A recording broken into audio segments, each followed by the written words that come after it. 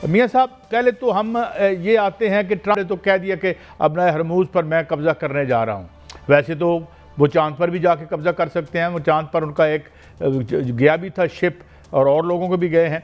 मगर सवाल ये है मियाँ साहब कि जो बुनियादी तौर पर आज मैंने कोशिश की थोड़ी रिसर्च करने की कि ये जो दोबारा जंग शुरू हुई है ये क्यों हुई है, इसमें मैं थोड़ी सी बातें जो पहले शायद इतनी क्लैरिटी से नहीं आई हुई। आपको याद होगा कि जो गालिब आफ हैं, जो कि चीफ नेगोशिएटर भी हैं और स्पीकर भी हैं उनकी असम्बली के, जब वो तफसीलात ईरानी टीवी पे बता रहे थे तो एकदम से टीवी की नशरियात बंद हो गई थी, क्योंकि एक कॉन्फ्लिक्ट था, एक डिफरेंस ऑफ ओपिनियन था। जो पासदारान इनकलाब हैं उनकी राय ये थी कि ये थोड़ी ब्रीदिंग स्पेस ले रहा है अमेरिका और इजराइल, क्योंकि इनके जो रिसेप्टर्स हैं या जो इंटरसेप्टर्स हैं वो डिप्लीट हो गए हैं, ख़त्म हो गए हैं और ये फिर दोबारा से हमला करेंगे, लिहाजा इनकी आर्म ट्विस्ट करके रखें।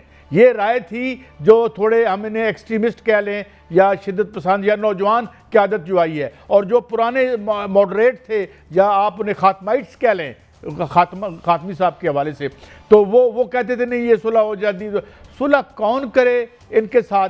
कौन सा दुनिया का कानून जो है वायोलेट नहीं किया ट्रंप बहादुर ने या और सदूर अमेरिका ने, या अमेरिका ने इससे पहले रिजीम चेंज की, असैसिनेशंस करवाई, आप अपने हमसाया मुल्क पे कब्जा करना चाहते हैं। क्यूबा के ऐन उस वक्त हमला किया ईरान पर जब यानी नेगोशिएशंस हो रही थी, डायलॉग हो रहा था। तो ये गालिब जो हैं एनालिस्ट, इवन अमेरिकन जिनकी राय मोतबर मैं इसलिए समझता हूँ कि ज़्यादा ऑब्जेक्टिव हैं, वो ये कह रहे हैं कि भाई ये इनका इरादा जंग बंद करने का था ही नहीं, ये सिर्फ टाइम बाय कर रहे थे कि जिस तरीके से ईरान ने इनको डिप्लीट करवाया इनके आर्सनल्स को, तो अब ये जंग दोबारा शुरू हो रही है। और आज चीन के सदर का जो बयान आया है वो बड़ा अहम है। वो फरमा रहे हैं कि भाई जो इर्द गिर्द के खलीजी ममालिक हैं वो बिल्कुल अपनी सरजमीन इस्तेमाल ना होने दें, वरना उनके जो तेल के ज़खायर हैं या जो उनकी स्ट्रेटिजिक जो इंस्टॉलेशंस हैं वो लेजिटिमेट टारगेट होंगी। मगर मैंने अभी भी मियाँ साहब प्रोग्राम शुरू करने से पहले देखा कि जेनेवा कन्वेंशंस क्या कहते हैं। जेनेवा कन्वेंशंस के मुताबिक ये जो पुलों पर हमला कर रहा है, जो शहरी आबादियों के जो हवाले से सहूलतें हैं उन पर हमला करना गैर कानूनी है। मगर जब हुकूमती गैर कानूनी है, एक रियासत जो है वो गैर कानूनी है, इजराइल गैर कानूनी है, अमेरिका तो खुद गैर कानूनी हो चुका है, तो फिर ये कैसे आबादियों को और फिर बच्चों को मारने वाले बच्चों वो जो मीनाब स्कूल था, तो ये तो जंग मियाँ साहब लगता है दोबारा शुरू हो गई है और इसमें ईरान आखिरी हद तक जाने को तैयार है। अब आप मुझे बताएं आपका क्या टेक है, ये कहानी कहाँ जा रही है मियाँ साहब? देखें कायद साहब, तीन चीज़ें हैं। एक तो यह है कि क्या अमेरिका अपना हरमूज़ जो है उसका कंट्रोल संभाल सकता है, दूसरा यह है कि खिलाफ वर्जी किसने की, तीसरा यह है कि वहाँ पर जो अभी हमले हो रहे हैं उसमें पलड़ा किसका बारी है असल में, और अमेरिका ये क्यों चाहता है कि वो वहाँ पर मशरक़ वस्ता में जंग लगी रहे। असल में ये अमेरिका चाहता है कायद साहब, जो अपना हरमूज़ है उसका अगर जगराफिया देखा जाए तो अमेरिका उस पर कब्ज़ा नहीं कर सकता। अगर अस्करी तौर पर अमेरिका की इस वक्त कुव्वत देखी जाए तो वो फिर भी कब्जा नहीं कर सकता। अगर वो ज़मीनी तौर पर आए तो फिर भी ऐसा नहीं हो सकता। वो फ़ज़ाई तौर पर ऐसा करे तो फिर भी नहीं कर सकता, क्योंकि उसको 6 जजीरे जो हैं आपना हरमूज़ के इर्द गिर्द उनको पार करना होगा, उनको उन पर कब्जा करना होगा, जो कि मुमकिन नहीं है, क्योंकि जो आपना हरमूज़ है उसमें जजीरा हरमूज़ खुद एक जजीरा है। उसके अलावा जजीरा कशम है, जजीरा खर्क है, जजीरा तुम्बल अकबर है, तुम्बल असगर है। इसके अलावा वहाँ पर जो है वो अबू मूसा जजीरा है, और ये जजीरे ऐसे जजीरे हैं जिन पर जो बड़े मुश्किल है। वहाँ पर जो ईरानी असला नस्ब है वो सिर्फ ओपन नहीं है, वो वहाँ पर जो गारे हैं उनके अंदर नस्ब है। वहाँ पर लेज़र हथियार इस वक्त जो है वो नस्ब किए गए हैं। समंदर के अंदर 10,000 कश्तियाँ जो हैं वो मौजूद हैं जिन पर मिसाइल नस्ब हैं, और उसके अलावा उनका अपनी जो बाकी इर्द गिर्द का उन्होंने पूरी अस्करी कुव्वत जो है जमा कर रखी है वहाँ पर।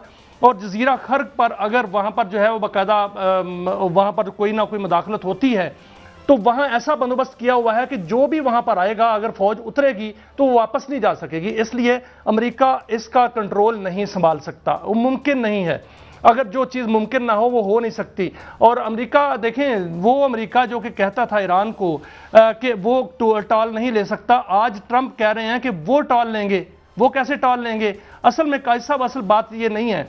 बात यह है कि अमेरिका मशरिक़ वुस्ता से निकलना नहीं चाह रहा। वो इसलिए कि अगर वो मशरिक़ वुस्ता में जो है वो अमन कायम हो जाता है, मुआहदा हो जाता है, वहाँ पर जो है वो ईरान अपनी मईशत जो है बेहतर कर लेता है, पूरा खलीज अमन से रहना शुरू कर देता है, तो फिर अमेरिका की जगह नहीं बचती। अमेरिका को वहाँ से जाना पड़ेगा। अमेरिका अगर वहाँ से निकल गया तो फिर ट्रंप क्या करेंगे? ट्रंप तो आगे हार रहे हैं, इलेक्शन हार रहे हैं। ट्रंप क्या करेंगे कि अमेरिका के अंदर जो है वो महंगाई है, किसी किस्म का जवाब पैदा नहीं हो सकता। इसलिए जवाब बनाया जा रहा है कि वहां पर अमेरिका की मौजूदगी रहे।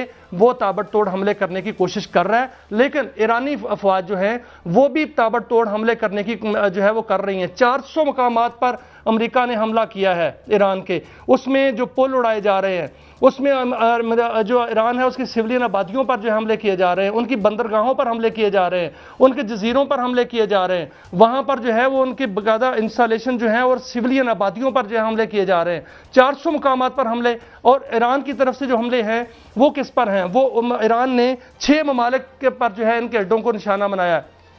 मेरे पास ये पूरी तफसील है काजी साहब। बहरीन में उनके 5th फ्लीट जो है उस पर जो है वो निशाना बनाया गया उसमें, और उस हैंगर्स में बड़े जो कीमती उनके जहाज़ थे और ड्रोन्स थे उनको बाकायदा तौर पर निशाना बनाया गया और बहुत बड़ा नुकसान हुआ है। अमान में उनका बड़ा नुकसान हुआ है, उर्दन में बड़ा नुकसान हुआ है, कुवैत के अंदर जो है बड़ा नुकसान अमेरिका को उठाना पड़ा है। तो ईरान भी जो है वो आगे हमले पर हमला जो है वो ताबड़तोड़ दिफाई हमले कर रहा है। लेकिन जहां तक मामला काजी साहब ये है कि कानून की बात आती है, तो गजा में कौन सा कानून था जिसके तहत उन्होंने वहां पर जो है वो तबाह कर दिया गजा को? तो वो तो कानून को नहीं मानते, वो तो गैर कानूनी खुद हैं।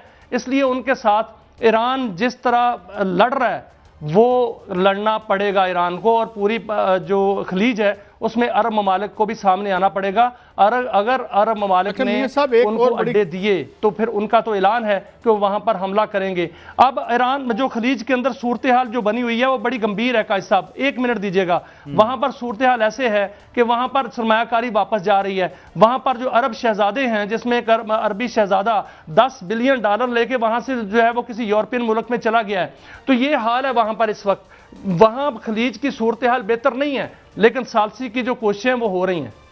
अच्छा मियां साहब, मैं एक और भी आपकी खिदमत में अर्ज़ कर दूं कि अब जो पोस्चर ले रहा है डिप्लोमेटिकली भी और जो धमकी है ईरान की तरफ से, वो ये है कि ज़ाहिर है एक जंगी जराइम का इर्तकाब कर रहा है अमेरिका। अगर आप जनेवा कन्वेंशन देखें या जो आलमी कवानीन हैं, जंग के असूल हैं, उस हवाले से वो कर रहा है।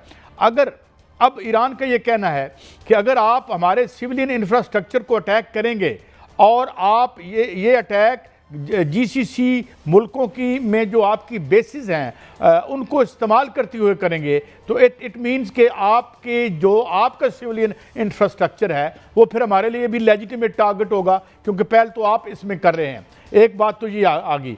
दूसरी बात जो इम्पोर्टेंट है वो चीन ने भी धमकी दे दी है। चीन ने भी ये कहा है कि GCC के जितने ममालिक हैं वो इस्तेमाल ना हों ईरान की जो सिविलियन आबादियों पर हमले के ज़मन में और जो क्रिटिकल इंफ्रास्ट्रक्चर है उस हवाले से। लेकिन मुझे ये लगता है कि ट्रंप साहब की ज़हनी कैफियत तो पहले हम देख चुके हैं कि ये जो यूरोप में मीटिंग हुई थी वो ज़ेलेंस्की को पुतिन बुला रहे थे और ईरान को जापान कह रहे थे, और उसके बाद उन्होंने ये भी कहा कि शायद मुझे मार दिया जाए, बल्कि उसका हमने वो लिंडसे ग्राहम का जिक्र नहीं किया। उस हवाले से भी झूठा बल्कि इल्ज़ाम लगा रहे हैं कि वो तो अपनी आई से ही मर गया, जो मतलब यानी अपनी आई पंजाबी जो कहते हैं कि जिसे आप तबई मौत अल्लाह ताला ने उनको यानी बुला लिया। तो अब ये एक तो ये बात। दूसरी बात ये कि ये जंग मुझे लगता है अब विल बी फाट टू द फिनिश, क्योंकि एक तो जो उसने ऐलान किया है, मुझे नहीं पता कि अमेरिकी डीप स्टेट या इस्टेब्लिशमेंट कैसे उसे अलाउ करेगी। वो ब्रीफ केस जिसमें वो इंतहाई मोहलक बटन है वो उसको इस्तेमाल करने देगी। इससे पहले खबर ये आई थी कि उसको एक्सेस डिनाई की थी। वहाँ के अमेरिकन जर्नलों ने वो एक्सेस उसको डिनाई किया था। ये खबर आई थी कि उनको मांग रहा था वो कि एक ब्रीफ केस होता है जो साथ चलता है उसके साथ साथ, जिसमें तमाम न्यूक्लियर जो एस्केलेशन की सारी सहूलत मौजूद होती है। तो अब क्या वो ये जिस तरह से कहा है कि वो करेगा, क्योंकि एक डेस्परेशन नज़र आती है।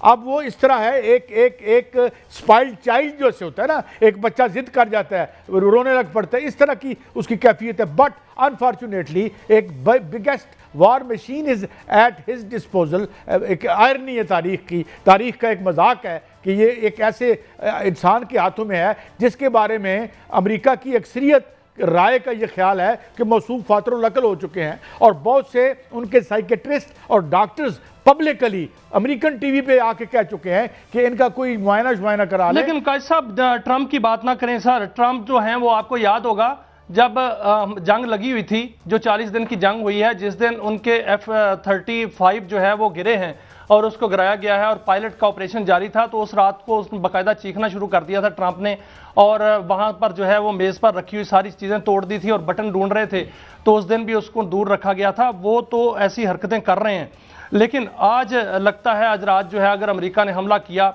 तो दूसरी जानिब से जो इतलात आ रही हैं वो बड़ी ख़तरनाक है। काई साहब, अगर अमेरिका ने आज ईरान पर, उनके जजीरों पर और ये कहीं भी जो है वो हमला किया और वहाँ पर उनके टारगेट्स को निशाना बनाया, तो ईरान की जानिब से मुकम्मल तौर पर ये जो है वो ऑर्डर दे दिया गया है कि वो नज़दीक जो मुल्क हैं जहाँ से उन पर हमला होता है वहाँ पर हमला कर दे